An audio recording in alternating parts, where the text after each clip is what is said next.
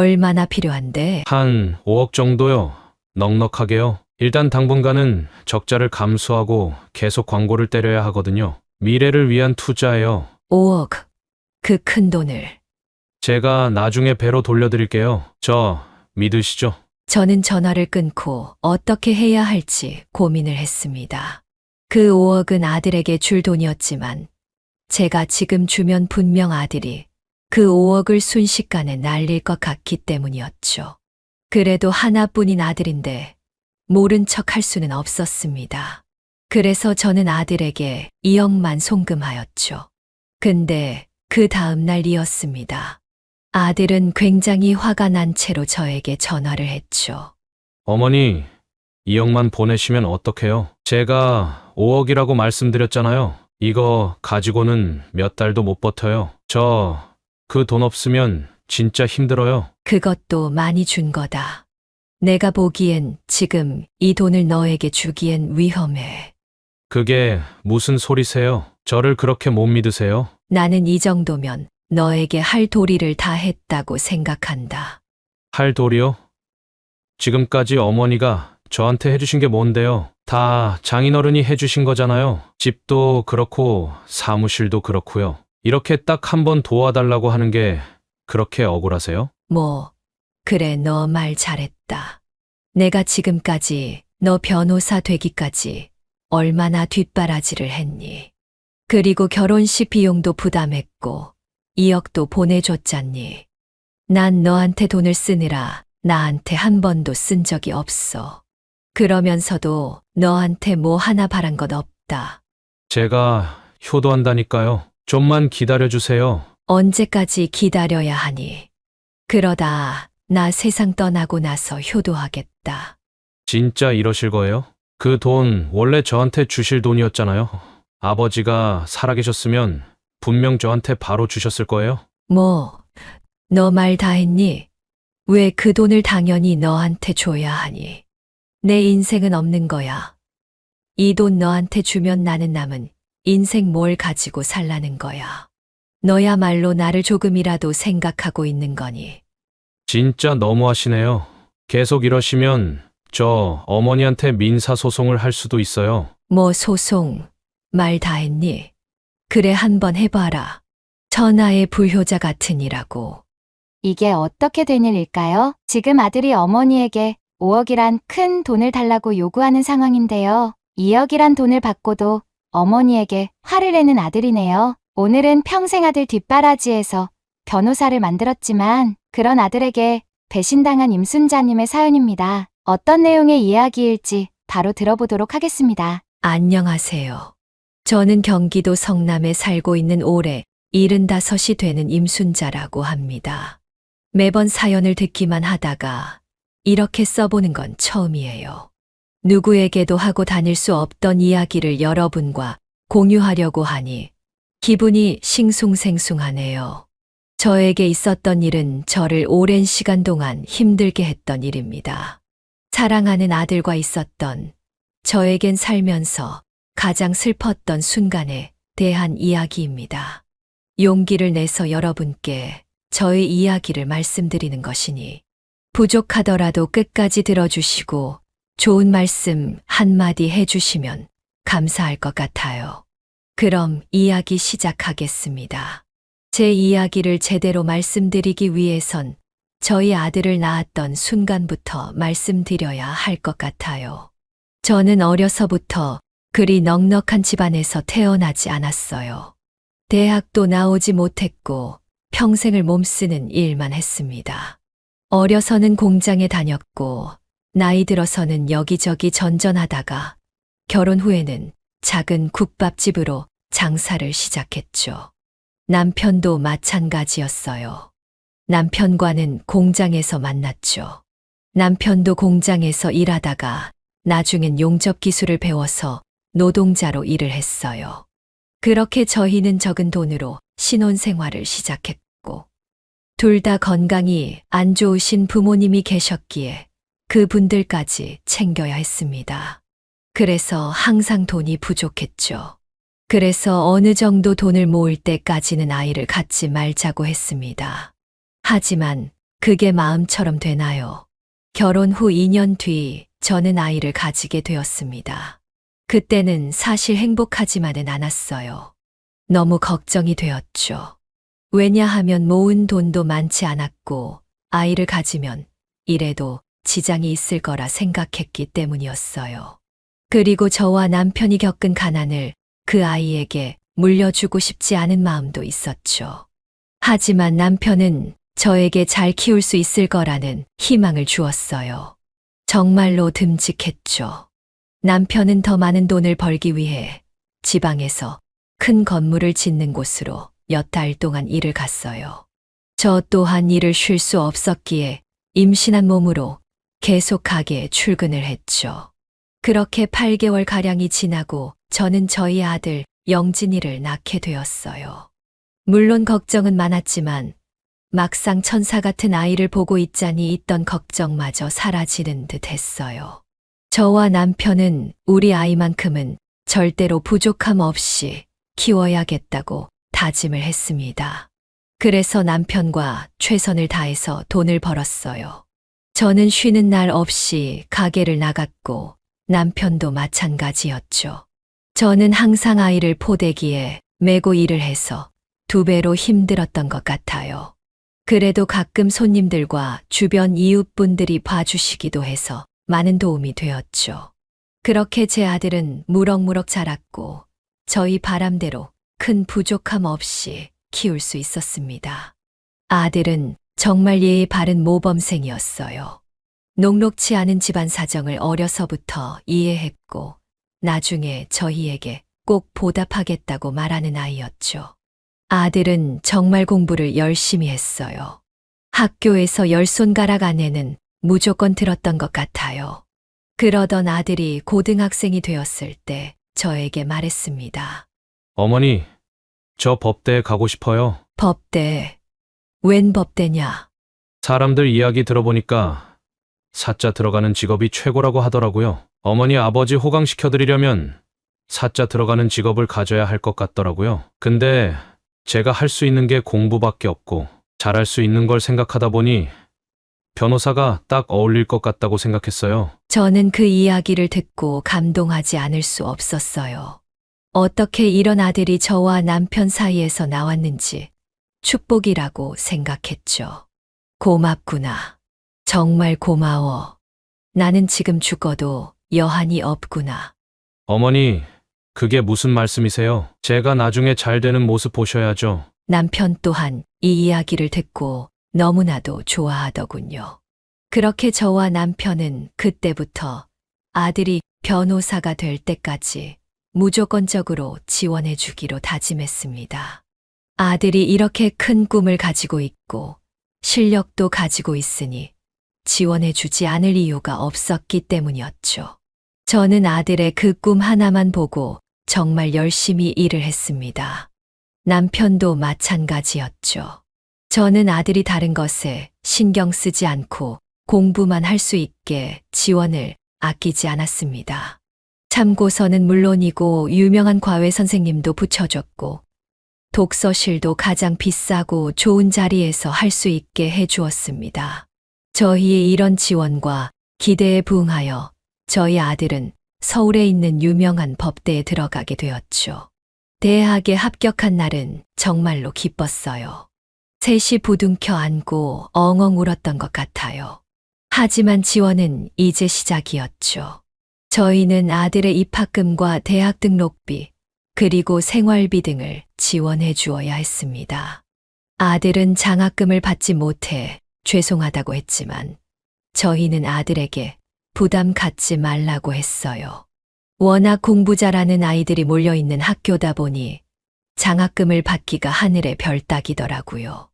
물론 장학금을 받을 수 있는 학교도 합격했지만 저희가 더 좋은 대학에 보내고 싶어 욕심을 부렸던 것이었습니다.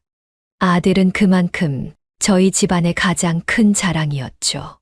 부모는 자식 자랑으로 산다는 것을 그때 알았던 것 같습니다. 항상 자식 자랑을 입에 달고 살아서 주변 사람들이 그만 좀 하라고 하기도 했죠. 어쨌든 아들은 대학 시절에도 열심히 공부를 했습니다. 저희는 열심히 뒷바라지를 했고요. 그렇게 아들은 군대를 다녀와서 학교를 졸업하고 사법시험 준비를 했습니다.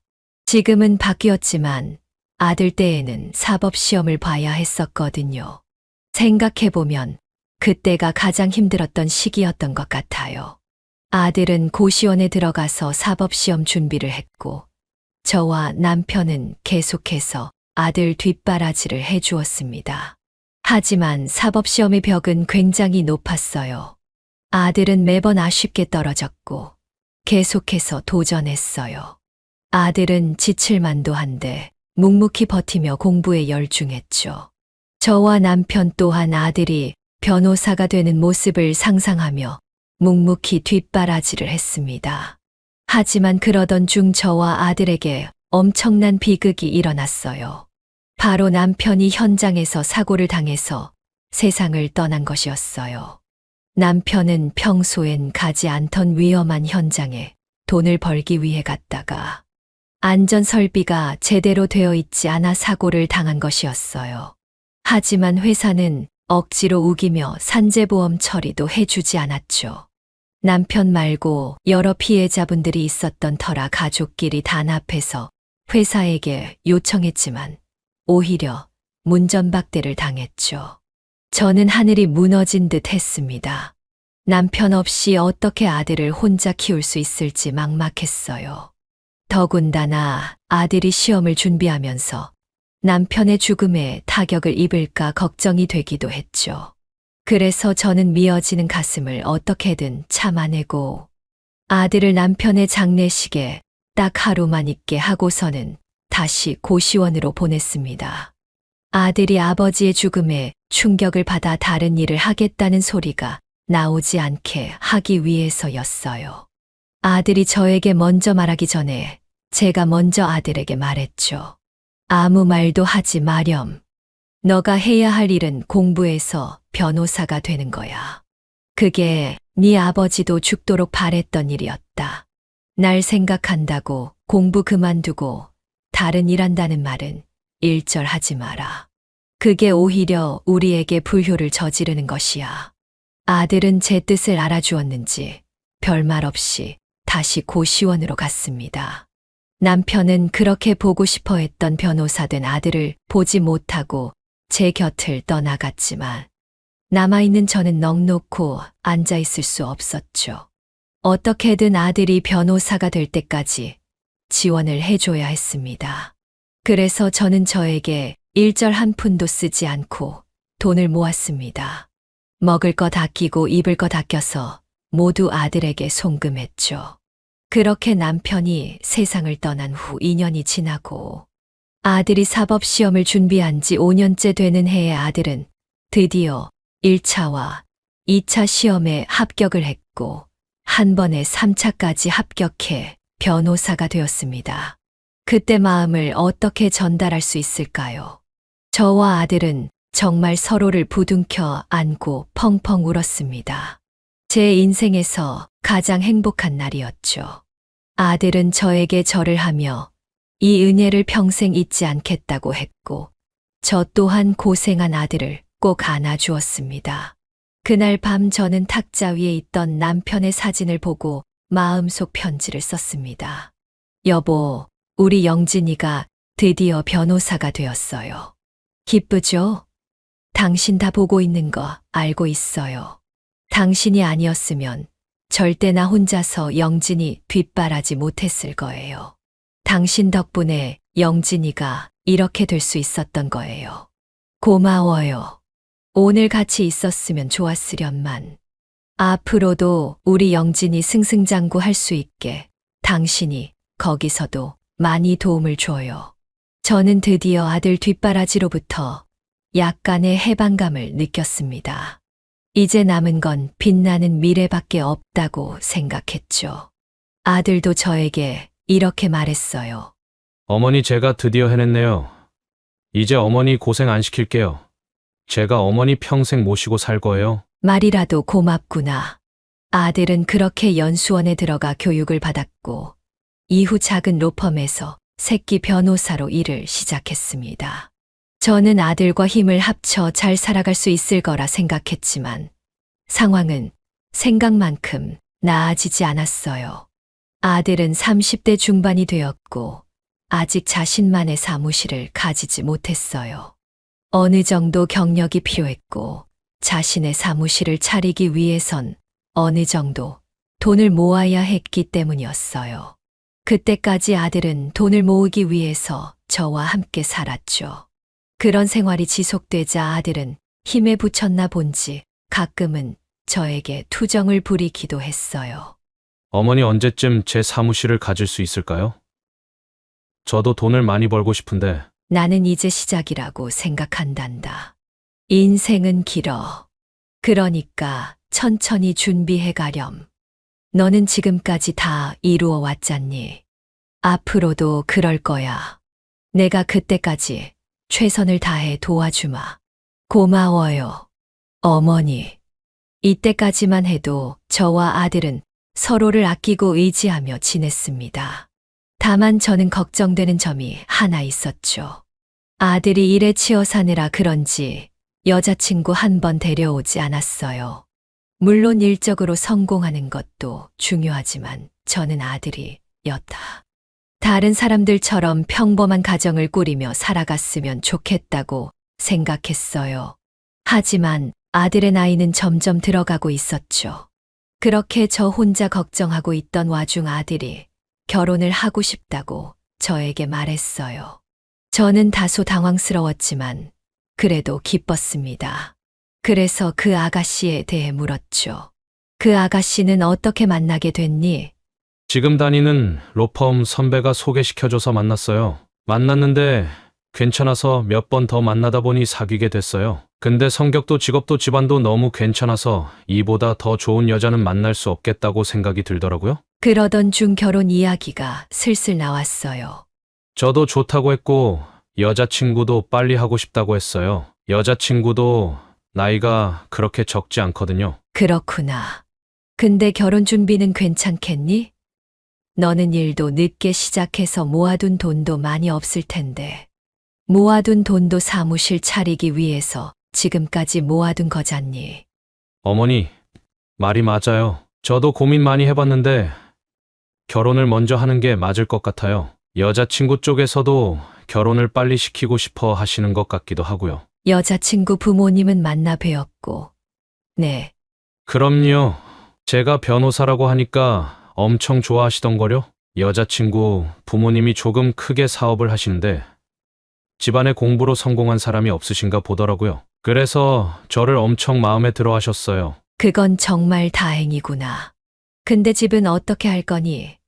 다행하게도 처가에서 신혼집은 해주신다고 하셨어요. 다행히 사무실 차릴 돈은 아낄 수 있게 되었어요. 뭐라고? 집 한 채를 다 해주신다고. 네, 맞아요. 큰 집은 아닌데 그래도 서울에 있는 괜찮은 아파트 해주시겠다고 하셨어요. 얼마 정도 하는데? 아마 7억은 넘을걸요? 저는 그 말을 듣고 마음이 무거워졌습니다. 저는 언젠가 아들이 결혼하면 줄 자금으로 1억 정도를 힘겹게 모아왔었거든요. 제 전부였습니다. 근데 그렇게 처가에서 집을 해주겠다는 말에 마음이 복잡해지더군요. 조금은 초라해지는 기분도 들었고요. 그래서 말했죠. 아들아, 근데 이렇게 그쪽 집안으로부터 많이 받아도 되는 건가 싶구나. 그쪽에서 결혼을 서두르고 너를 마음에 두고 있다는 것은 알겠다만 그러다 너가 붙잡혀 살지 않을까 걱정이 돼. 사무실은 잠시 미루더라도 내가 모아둔 1억과 너가 모아둔 돈을 좀 해서 반반씩 내면 어떻겠니? 어머니 1억 가지고 티나 나겠어요. 거기다 제가 모아둔 돈 합해도 반도 안 될 거예요. 그렇다고 대출을 받을 순 없잖아요. 어머니 마음은 감사하지만 괜찮아요. 아들은 기분이 좋은지 매우 행복한 표정이었죠. 아마 일이 잘 돼간다고 생각했을 거예요. 그 이후로 아들은 예비 며느리와 결혼을 급히 준비하기 시작했어요. 며칠 후에는 며느리를 데리고 저를 찾아왔습니다. 굉장히 자신감 넘쳐 보이는 아이였죠. 말도 시원시원하게 하고 인상도 깔끔한 미운살 하나 없는 누가 봐도 잘 사는 집에서 자란 아이인 것처럼 보였습니다. 저는 제 아들이 아내 하나는 잘 골랐다고 생각했고, 저 또한 축복하는 마음으로 며느리를 맞이했습니다. 얼마 후 상견례 날짜가 잡히게 되었어요. 한 달 후 상견례 자리에서 예비 사도는 저에게 말하더군요. 이렇게 아드님을 멋지게 키워주셔서 감사합니다. 정말 고생 많으셨겠어요. 아닙니다. 부족한 게 많은 아이입니다. 저야말로 따님을 이렇게 이쁘게 잘 키워주셔서 고맙습니다. 이제 사위라고 불러야 할까요? 우리 사위가 이제 곧 로펌에서 나와서 개인 사무실을 차린다고 들었는데 아무래도 더 큰 지원이 필요하겠던데요. 저희도 그렇게 넉넉지는 않아서 사무실은 도와드리기 힘들 수도 있겠지만 집은 저희가 최대한 지원해 주려고 합니다. 그래도 신혼집으로 괜찮은 아파트에선 살아야 하지 않겠어요? 저희 아내가 그런 쪽엔 잘 알아서 괜찮은 아파트로 알아봤다고 하니 걱정은 따로 안 하셔도 될 것 같습니다. 사돈, 너무 고맙습니다. 저는 그 말을 듣고 정말 감사한 마음이 들었지만 한편으로는 부담스럽다는 생각도 했습니다. 부모의 입장에서 아들이 처가 쪽에 붙잡혀 살지 않을까 하는 마음이 들었죠. 아닙니다. 저희가 이렇게 해드리는 게 당연한 거지요. 저희는 사위가 나중에 꼭 큰 로펌을 자기 손으로 키울 거라고 믿어 의심치 않습니다. 사업가인 저로서는 투자를 하는 거지요. 저희 뜻이니 너무 부담스러워 하시지는 않았으면 합니다. 그렇게까지 말씀하시니 마음 놓겠습니다. 고맙습니다. 저는 제가 아들에게 해줄 수 있는 게 많이 없다는 생각에 미안했지만 그래도 집 문제가 해결된 것에 대해서는 안심을 했습니다. 상견례가 끝나고 집으로 가는 길에 저는 아들에게 물었습니다. 사돈네는 도대체 무슨 일을 하시길래 저렇게 돈이 많은 거야? 아버님은 건설업 쪽에서 일하세요. 예전엔 큰 건설회사 사장까지 하셨다가 지금은 나와서 따로 사업을 하시는 것 같아요. 다른 회사에 고문직으로 있기도 하시고요. 그렇구나. 정말 다행이구나. 너한테 도움을 많이 주실 것 같아. 어머니도 아시겠지만 제가 잘해야죠. 제가 못하면 그 돈은 지원이 아니라 다 빚이에요. 저는 약간의 부담감과 잘해내겠다는 다짐이 섞인 아들의 표정을 보았습니다. 그렇게 시간이 조금 지나갔고 안심하고 있던 저에게 아들이 전화를 걸어왔습니다. 어머니 말씀드릴 게 있어요. 뭔데 그러니? 사실 처가 쪽에서 저에게 말씀하셨는데 결혼 비용은 저희가 부담했으면 하시더라고요. 뭐라고? 그때는 아무 말 없으셨잖니. 네, 맞아요. 원래는 결혼식 비용도 반반으로 하자고 하셨는데 무슨 연유이신지 마음을 바꾸셨더라고요. 딸 결혼식 하는데 남편 쪽에서 뭐라도 해줘야 면이 산다고 하셨어요. 그렇구나. 그럴 수 있지. 집도 해주시는데 우리 쪽에서 뭐라도 해드려야지. 결혼식 비용은 얼마나 드는데? 넉넉 잡아 1억 정도 생각하고 있어요. 뭐, 1억이나. 왜 이렇게 많이 드는 거니? 예단, 예물, 호텔 결혼식장에다가 혼수까지 다 포함해서요. 꽤나 부담스러운 가격이었지만 저는 어차피 아들이 결혼했을 때 주려고 했던 돈이었기 때문에 오히려 마음 편히 줄 수 있었죠. 알겠다. 다만 너무 과한 결혼식이 아닌가 생각이 드는구나. 이제 신혼이고 모아가야 할 텐데 조금은 아끼는 게 어떻겠니? 어머니 저한테 쓰는 돈이 아까우셔서 그러는 거예요. 인생에 한 번뿐인 결혼인데 이 정도는 써야죠? 아니다. 절대 아니야. 차라리 결혼식 비용을 아껴서 너 사무실 내는데 사용하는 게 어떨까 해서 그런 거야. 그런 거라면 걱정 마세요. 제가 더 열심히 일하면 되니까요. 그렇게 저는 1억을 아들에게 주었고 아들과 며느리는 행복하게 결혼식을 올릴 수 있었습니다. 이제 모든 것이 편안하고 행복하게만 흘러갈 것이라고 생각했죠. 하지만 그때부터 모든 게 잘못될 것이란 걸 저는 전혀 상상하지 못했습니다. 30년 넘게 같이 살았던 아들이 갑자기 출가를 해버리니 허전하더라고요. 남편도 없고 아들도 없이 저는 혼자 집에 남게 되었습니다. 다만 아들이 결혼을 해서 행복해하는 모습을 보는 것으로 저도 만족을 했습니다. 저는 아들을 뒷바라지 한 세월이 있어서인지 계속해서 아들에게 무언가를 해주고 싶었어요. 그래서 가끔 가게에서 한 음식들을 싸서 아들네 집에 방문을 했죠. 며느라가 너희가 좋아하는 곱창전골을 좀 싸왔다. 사돈 어르신도 한번 드셔보시라고 넉넉히 싸왔으니 꼭 맛이라도 보시라고 전해주렴. 어머님 잘 먹을게요. 매번 이렇게 맛있는 음식들 주셔서 고맙습니다. 자주 놀러 오세요. 저희 어머니, 아버지도 곱창전골 좋아하세요. 어머님 음식 솜씨는 최고니까 분명 좋아하실 거예요. 며느리는 항상 저를 밝게 맞이해 주었기에 저도 음식을 싸가는 보람을 느꼈습니다. 다만 며느리가 자주 놀러 오라는 말을 했어도 아들 내외가 부담스러워 할 수 있기 때문에 정말 가끔씩만 방문했습니다. 한 달에 한 번 정도요. 그리고 가기 전에 미리 연락을 해서 시간이 괜찮은지 물어본 후 방문을 했죠. 그렇게 이달쯤 지났을 때였습니다. 가게를 일찍 닫고 준비한 음식을 싸서 아들네에 가게 되었습니다. 그날은 아들이 일 때문인지 집에 없었습니다. 저는 며느리와 더 친해질 수 있는 시간이라 생각했죠. 그래서 함께 싸온 음식들을 먹으며 이야기를 꺼냈습니다. 아가야, 요즘 힘든 건 없지? 네, 어머님. 힘든 거 전혀 없어요. 그래. 우리 아들이 능력은 좋아도 가끔 고집이 세서 억지를 부릴 때가 있어. 너가 잘 보살펴 주렴. 네, 어머님. 근데 영진이는 아직도 일이 안 끝난 거야? 아니요, 저희 아버지랑 같이 골프를 치러 갔어요. 골프. 영진이가 골프도 치니? 네, 요즘 완전히 빠져 있어요. 저희 아버지가 골프를 좋아하시는데 그거 맞춰준다고 요즘 레슨도 받고 열심히 하네요. 그래. 골프 그거 돈 많이 드는 것 아니니? 지금 열심히 돈 모아서 사무실 차릴 준비를 해야 하는 시기일 텐데. 뭐 남편이 생각이 있겠죠? 저희 아버지한테 잘하는 게 저는 보기 좋게만 보이던걸요? 그건 그렇지만 말이다. 지금 중요한 시기인 것 같아서 한 말이야. 일을 더 열심히 할 때 아니냐.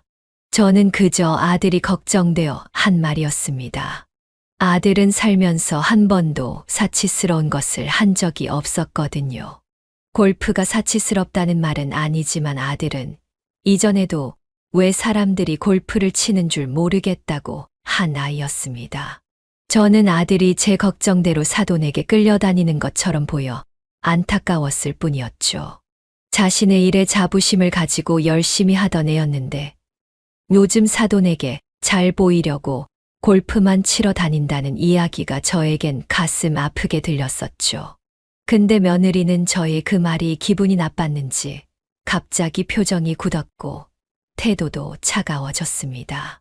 어머니, 저도 남편이 능력 좋은 건 알아요. 하지만 자기 사무실 차릴 돈이 없으니 어떻게 하겠어요? 저는 사람에게 잘 보이는 것도 능력이라 생각해요. 저희 아버지가 충분히 그럴 여유가 있으니 남편도 잘 보이려고 하는 거겠죠. 저희 아버지가 결혼하기 전에 사무실 차리게 도와줄 돈이 있었어도 안 도와주신 건 저희 남편을 시험해 보려고 하셨던 거였어요. 사무실을 차려주면 얼마나 잘 해낼 사람인지 아버지는 알고 싶으셨던 거죠. 기분 나빴다면 미안하구나 아가야.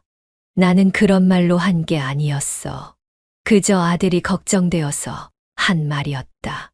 괜찮아요, 어머니. 그리고 힘드실 텐데 이렇게 자주 음식 가져오실 필요 없어요. 먹고 싶으면 저희가 가서 먹을게요. 저는 갑자기 변해버린 며느리 태도에 신경이 쓰였습니다.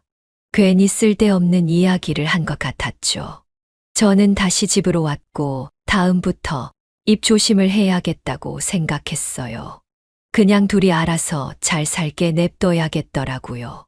제가 아들에게 너무 집착을 한 것만 같았습니다. 하지만 어쩔 수 없었어요. 제 인생은 아들만 바라보고 산 인생이었거든요. 그래서 저는 그 이후로 아들 집에 찾아가지도 않았고, 주변에 친하게 지내는 이웃 주민들과 어울렸습니다. 다만 아들을 이쁘게 봐주시는 사돈과 아들을 잘 보필해주는 며느리에게 고마워서 선물을 해주고 싶더라고요.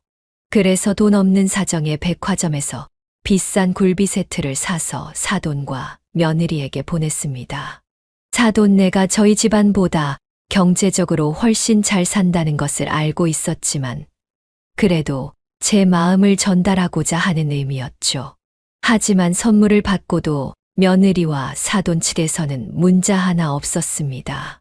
저는 그저 잘 먹겠다는 한마디만 됐었는데 말이죠.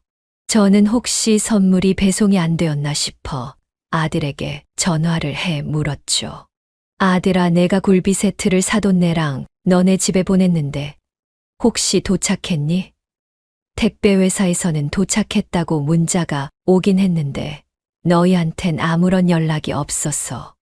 어머니, 받았어요. 근데 말씀이라도 하시고 보내주셨으면 좋았을 텐데요. 사돈어른하고 생선을 별로 안 좋아하세요. 냄새도 맡기 싫어하신다고요. 아내도 생선보다는 고기를 더 좋아하고요. 생선 보고 장인어른 표정 안 좋아지는 걸 보고 제가 더 민망해지더라고요. 저는 아들의 말을 듣고 매우 당황했습니다. 미안하구나. 내가 그걸 미처 생각하지 못했어. 너한테 물어보고 보낼 걸 그랬구나. 어떡하니? 뭘 어떡해요. 제가 잘 처리했어요. 다시는 그러지 마세요. 그리고 저 신경 써주시느라 그러는 거 알겠는데 처가 쪽은 제가 잘 알아서 할게요. 어머니가 계속 나서시면 오히려 역효과만 나요. 나는 그냥 너를 너무 잘 대해 주시니까 고마워서 마음이라도 전하려고 그런 거야. 알죠, 알아요, 어머니. 그러니까 그 마음 잠시 넣어주세요. 정말 마음만 받을게요. 저 지금 장인어른이랑 잠시 골프 치러 와서 끊어야 될 것 같아요. 나중에 연락할게요, 어머니. 저는 전화를 끊고서 제 자신이 너무 부끄러워졌습니다. 제 진심이 전달되지 않은 것 같아서, 그리고 오히려 아들 말대로 제가 한 행동이 아들에게 피해를 입힌 것 같아서요. 다만 조금 서운하기도 했습니다. 아들이 너무 처가 쪽 편만 드는 것 같았고, 아들마저 제 마음을 몰라주는 것 같았죠. 저는 뭔가 처가와 아들 내외로부터 동떨어져 혼자 남겨진 느낌이 들었습니다. 그들과 어울리지 못하는 기분이 들었죠. 가장 가까웠던 아들과 점점 멀어지는 느낌이 들었고, 그런 일이 종종 있자 저는 심적으로 위축이 되었습니다. 이후로 저는 전화하는 횟수도 줄이고 아들네 가는 횟수도 많이 줄였습니다. 그렇다고 아들과 며느리가 저에게 전화하고 찾아오는 것도 아니었죠. 결혼 전에는 자주 우리 가게에 와서 밥을 먹고 가곤 했는데 말이에요. 역시 어머니가 해주는 순대국밥이 최고예요. 서울 맛집 다 돌아다녀봐도 이것보다 맛있는 곳이 없다니까요. 저는 결혼해서도 평생 여기서만 순대국밥 먹을 거예요. 저는 그 한마디가 세상에서 가장 좋았습니다. 하지만 아들이 제 가게에 오지 않은 지도 벌써 1년이 넘어가고 있었죠. 아들과 며느리는 바쁘다는 이유로 저에게 연락을 하지 않았습니다. 그래도 저는 그들의 사정을 이해해주고 언젠가 오겠지 하고 기다렸습니다. 그렇게 시간이 지나 제 생일이 되었습니다. 그날은 아들과 며느리가 저희 집에 오기로 한 날이었죠. 저는 오랜만에 아들과 며느리를 볼 생각에 기뻐서 제가 할 수 있는 모든 음식을 동원해서 진수성찬을 차렸습니다. 그리고 아들과 며느리에게 싸줄 반찬도 가득 준비해 놓았죠. 하지만 그렇게 당일 아침이 되자 아들에게서 전화가 왔습니다. 아들의 목소리는 굉장히 어둡고 떨리는 목소리였습니다. 어머니, 생신 축하드려요. 고맙구나. 어차피 이따 볼 텐데 뭐하러 연락까지 다 했어. 어머니 사실 오늘 가지 못할 것 같아 연락드렸어요. 뭐라고? 너희 온다고 해서 음식까지 다 해놨는데. 죄송해요. 지금 장인어른이 몸이 많이 안 좋으세요. 그래서 병원에 모시고 가야 할 것 같아요. 뭐, 어떻게 그런 일이? 많이 심각하시니? 네, 조금요. 신장 쪽에 문제가 있으신 것 같은데 입원을 오래 하셔야 할 것 같아요. 그래서 말인데 당분간은 이쪽에 신경을 좀 써야 해서 연락을 많이 못 드릴 것 같아요. 그럼 당연하지. 나는 신경 쓰지 말거라. 사돈께 꼭 쾌차하시라고 전해주고.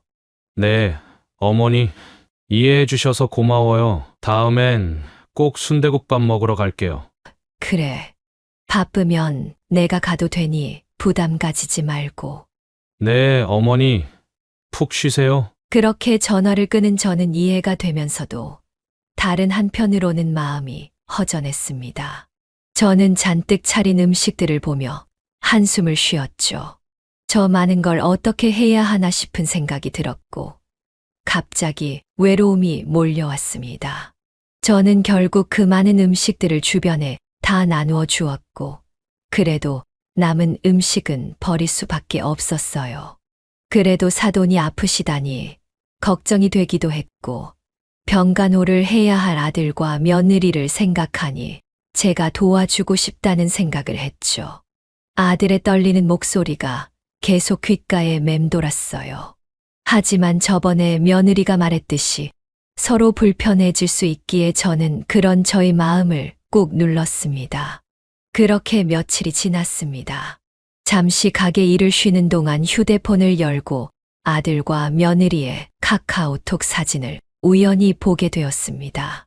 평소에는 확인을 하지 않았지만 정말 무심결에 보게 된 거였죠.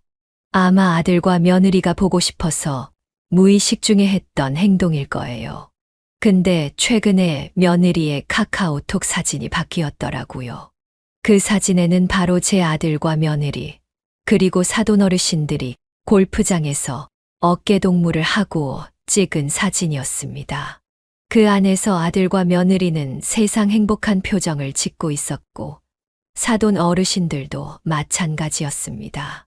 저는 이전 사진이라고 생각하고 넘기려 했지만 아무리 생각해도 최근 사진인 것만 같았습니다. 그 이유는 아들과 며느리가 입고 있는 옷 때문이었습니다. 제 생일 며칠 전에 저는 아들이 골프를 치는 것에 대해 불만 표한 것이 마음에 걸려 백화점에서 비싼 옷을 사서 보냈기 때문이었어요. 아들 옷 한 벌, 그리고 며느리 옷 한 벌 이렇게요. 사진 속의 며느리와 아들이 입고 있는 옷은 분명 제가 사준 옷이었죠. 저는 한참 동안 그 사진을 멍하니 바라보았습니다. 아들이 전화해서 저에게 말했던 아파 보이는 사돈 어른은 전혀 보이지 않고 굉장히 건강해 보였습니다. 저는 아들이 저에게 거짓말을 했다는 것을 깨닫게 되었죠. 저희 생일날 오지 않았던 이유가 사돈이 아파서가 아닌 사돈 부부와 골프 약속이 있었기 때문이라는 것을요. 저는 아들에게 난생 처음으로 배신감을 느끼게 되었습니다. 저는 너무 화가 나 아들에게 바로 전화를 걸었습니다.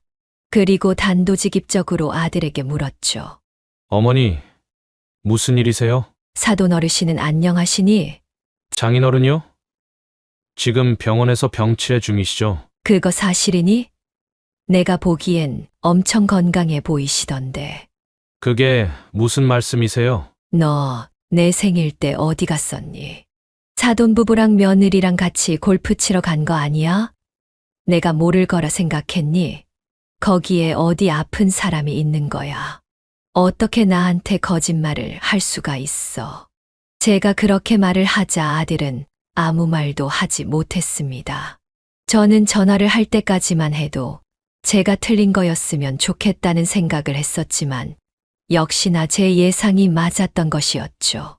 저는 입을 다물고 아무 말도 하지 않는 아들이 더욱 미워서 지금까지 서운한 것들을 말하기 시작했습니다. 지금까지 너가 나를 찾아오기보다는 사돈 가족과 더 잘 어울리는 건 알고 있었다. 나는 그래도 괜찮았어. 사돈 집안이 더 너에게 해줄 수 있는 게 많았으니까. 내가 너한테 뭘 바랬니? 그냥 따뜻한 전화 한 통, 가끔 찾아와 얼굴 보여주는 것 정도만 바랬던 거야. 그러지 못할 망정 나를 만나러 오기 싫어서 거짓말까지 해. 아들은 제 일방적인 이야기에 계속 한숨만 쉬었습니다. 그리곤 말을 하더군요. 어머니 일단 진정하세요. 사정이 복잡해요. 그게 사실 말이에요. 됐다. 변명은 듣기 싫다. 오히려 나만 초라해질 뿐이야. 너가 나한테 거짓말한 건 기정사실이니까. 참 실망스럽구나. 저는 그렇게 말을 하고 전화를 끊어버렸죠. 그렇게 쏟아냈으면 마음이 시원할 만도 한데 전혀 그렇지 않더라고요. 저는 그렇게 가게 구석에 앉아 눈물을 흘렸습니다. 그날 밤에도 잠에 들지 못해 계속 몸을 뒤척였죠. 그렇게 착했던 아들이 저를 귀찮아하고 부담스러워한다는 것을 알게 되었으니 이제 어떻게 해야 할지 모르겠더라고요. 어떤 얼굴로 어떤 모습으로 아들을 봐야 할지 걱정이 되었습니다. 그 이후로 아들은 저에게 전화를 몇 번 했지만 저는 아들과 더 이상 이야기할 자신이 없어 전화를 받지 않았죠. 하지만 계속 이런 관계로 남을 순 없었습니다. 더 어른인 제가, 그리고 어머니인 제가 먼저 용서를 해야 했죠. 자식 이기는 부모는 없으니까요. 그래서 저는 제 마음을 잘 추스르고 아들에게 전화를 했습니다. 진심을 나누고 싶어서였죠. 아들아, 네, 어머니, 전화를 안 받으셔서 걱정 많이 했어요. 그래, 미안하구나. 마음을 정리할 시간이 필요했어.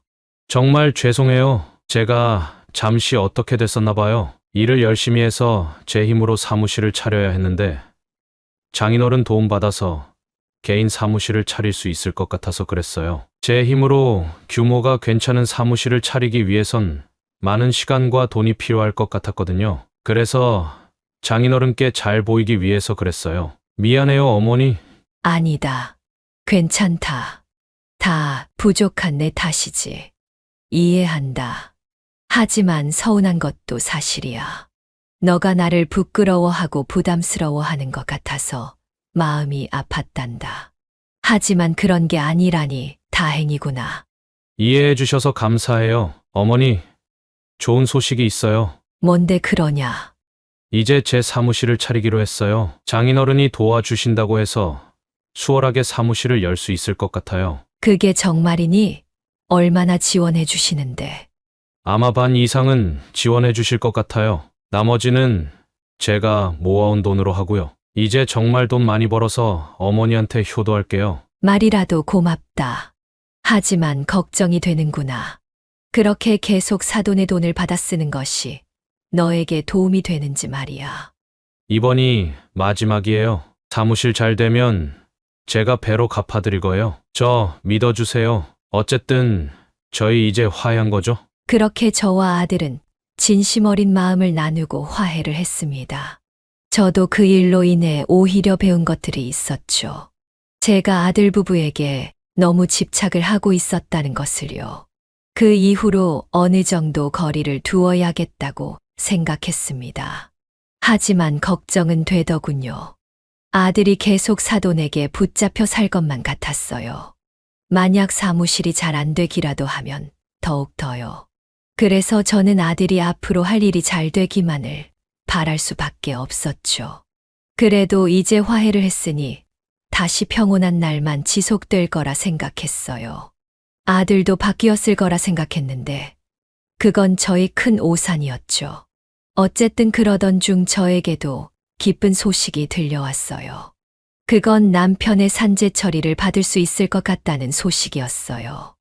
남편 말고도 여러 피해자들이 있었는데 그 가족들이 오랫동안 싸운 결과였어요.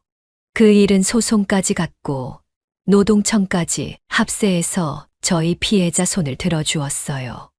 정말 오랜 싸움이었죠.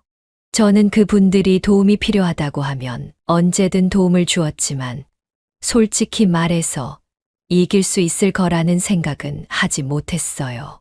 그 건설회사가 너무 거대한데 비해 저희는 너무 초라했거든요. 변호사인 아들도 이기기 힘들다고 했던 건이었어요. 근데 가족분들 한 분이 여러 시위를 통해 언론사에게 이 사실을 알렸고 그 사실에 부담을 느낀 기업이 배상을 해주겠다고 한 것이었어요. 그렇게 저는 남편의 목숨감 5억을 받게 되었습니다. 그 사실은 아들에게도 알려주었죠. 아들은 오랜만에 아버지 생각이 났는지 마음이 뭉클한 것 같았어요. 저도 오랜 시간이 지났지만 남편 생각에 눈물이 나더군요. 꼭 남편이 아들에게 더 많은 지원을 해주라고 하늘에서 보내준 돈인 것 같았어요. 그래서 저는 이 돈을 아들이 어려울 때 꼭 써야겠다고 다짐했죠. 그렇게 몇 달이 더 지난 어느 날이었어요. 아들의 생일날이었죠. 화해를 하고 나서 처음으로 맞는 생일이었죠. 어떤 일이 있었든 제 사랑하는 아들이기에 생일을 잘 챙겨주고 싶었습니다. 그래서 전화를 하게 되었어요. 아들아, 생일 축하한다. 어머니, 고마워요. 오늘은 뭐하니? 요즘 사무실 일이 바빠서요. 대충 넘겨야죠. 제 나이에 생일 파티하기도 좀 그렇잖아요. 그러니 너가 좋아하는 반찬 좀 해다 줄까? 미역국은 먹었어. 네, 아침에 아내가 해줘서 먹고 나왔어요. 반찬은 괜찮아요, 어머니. 하시려면 힘드실 텐데 마음만 받을게요. 아니다. 그냥 매일 하던 반찬에 몇 가지 더 하는 건데. 같이 밥 먹을 시간 없으면 그냥 전해주고만 오마. 아니에요. 정말 괜찮아요. 그러지 마세요. 어머니, 저 일이 바빠서 그만 끊어야 할 것 같아요. 아들은 그렇게 전화를 끊었습니다. 저는 그렇다 하더라도 마음이 좋지 않더라고요. 그래서 아들이 좋아하는 여러 반찬들을 만들어 집 앞에만 두고 오자 생각을 했습니다. 정말 인사도 안 하고 문 앞에만 두고 오려고 했죠. 그래서 가게가 끝난 뒤 저녁에 반찬을 싸서 아들네 집으로 향했습니다. 그렇게 엘리베이터를 타고 아들네 집 앞에 섰는데 아들네 집에서 왁자지껄한 소리가 들렸습니다. 처음엔 텔레비전 소리인 줄 알았는데 그 목소리엔 익숙한 목소리가 들리더라고요. 바로 사돈 부부의 목소리였습니다. 워낙 우렁찬 목소리라 알아채기 쉬웠죠. 그때의 제 마음을 어떻게 전달드릴 수 있을까요? 마치 이 넓은 우주에 저 혼자만 있는 기분이랄까요. 저는 또 거짓말을 한 아들에게 매우 실망감을 느꼈습니다. 굉장히 초라하더군요. 계속해서 안쪽에서는 크게 웃음소리가 들려왔습니다. 아들은 처가 식구들과 있는 게 행복해 보였습니다. 저의 마음은 무겁게 가라앉았고 눈물이 나올 것 같았지만 참았습니다. 복잡한 마음이었죠. 하지만 그럴 수 있다고 생각했습니다. 저는 그저 아들의 인생을 응원만 해주면 되는 것이었으니까요. 제가 또 집착을 해버린 것이었습니다. 하지만 서운한 건 어쩔 수 없더라고요. 계속해서 심장이 쿵쿵 뛰었습니다. 아들과 며느리에게 티를 내는 것 같을까봐 반찬도 두고 오지 못했죠. 저는 집에서 그 반찬을 혼자 먹어야만 했습니다. 혼자 먹기엔 양이 너무 많았죠. 저는 집에 와서 이제 어떻게 살아야 현명하게 사는 것일지 고민했습니다. 더 이상 어떠한 소외감도 느끼고 싶지 않았죠. 그 이후로도 아들과 며느리에게선 어느 연락도 오지 않았습니다. 저는 이후로 깊은 생각에 잠겼죠. 저는 아들과 며느리의 무관심 속에서 더 이상 아들에게 기대를 걸고 싶지 않았습니다. 그래서 이사를 가기로 했어요. 가게도 정리하고요. 친정 식구들이 있는 곳으로요. 40년 넘게 운영했던 가게를 정리할 때는 시원섭섭한 마음이 들더라고요. 하지만 저는 뒤도 돌아보지 않았어요. 더 이상 과거에 집착하고 싶지 않아서였죠. 그래서 저희 오빠가 있는 대전으로 내려가게 되었습니다. 아들과 며느리에게는 대전으로 이사 간다는 문자 하나만 남겼죠. 그 말에 아들은 잘 생각했다는 답장 하나만 보내더군요. 오히려 잘 됐다 싶었습니다. 그렇게 환경이 바뀌니 도리어 마음이 편해지더군요. 저를 진정으로 아껴주는 친정 식구들과 지내면서 저는 조금씩 회복해 갔습니다. 한동안 아들 생각이 나지 않더군요. 그렇게 1년이란 시간이 지나갔습니다. 저는 올케와 함께 화초 키우기에 빠져 한창 즐기고 있을 때였죠. 돈도 가게를 정리한 돈과 남편이 남겨둔 돈이면 남은 인생 충분했습니다.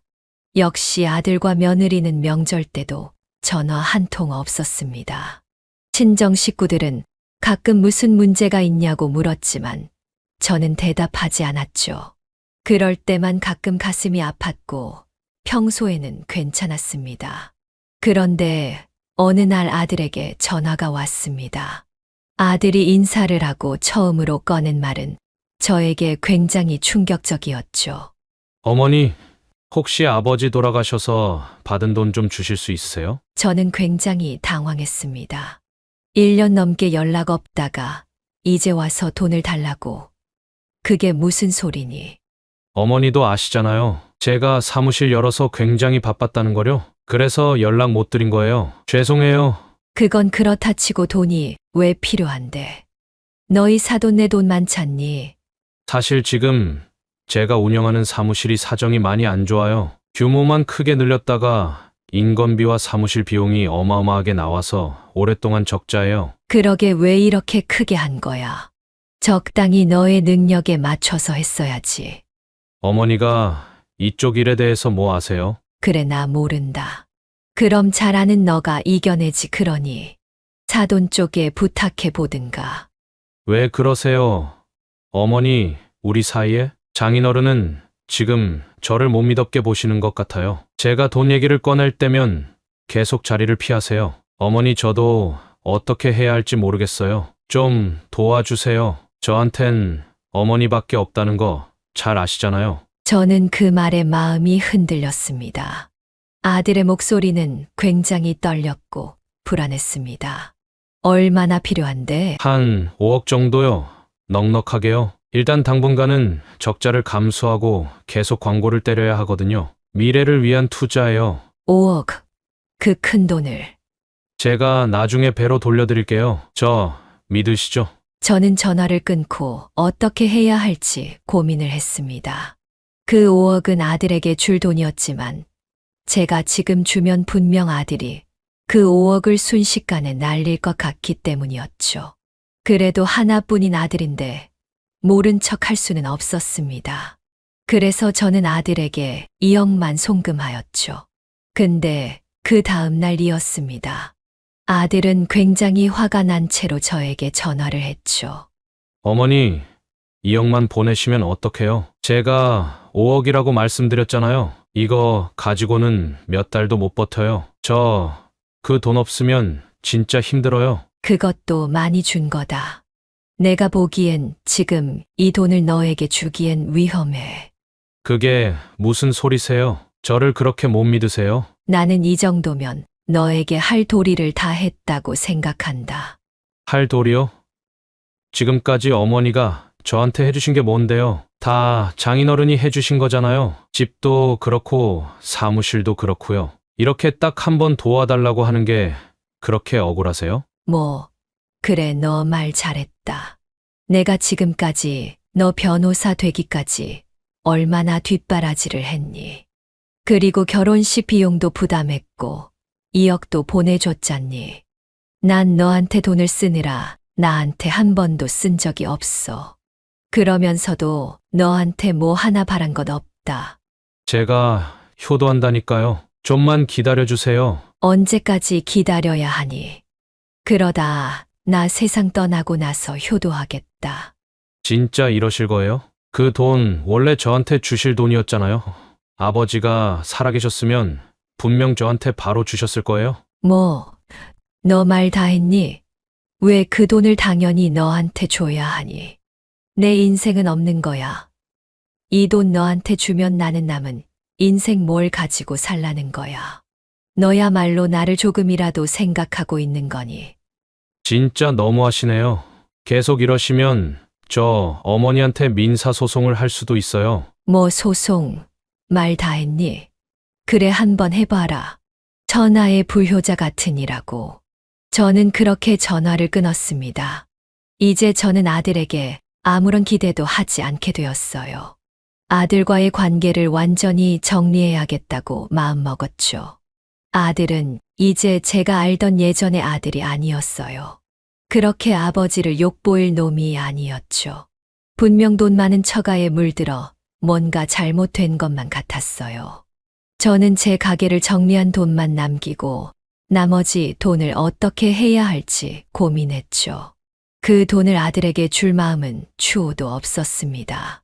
그래서 저는 1억만 남기고 2억을 작은 고아원에 기부를 했어요. 아이들이 우리나라의 미래이기 때문이었어요. 제가 만약 돈을 기부하지 않았다면 또 마음이 약해져서 아들에게 줄 것만 같았죠. 그 이후로 아들에게 전화가 굉장히 많이 왔지만 저는 받지 않았습니다. 소송을 걸겠다고 으름장을 놨지만 소송까지는 걸지 않더군요. 제가 전화를 계속 무시하자 아들은 제 뜻을 알았는지 더 이상 전화하지 않았습니다.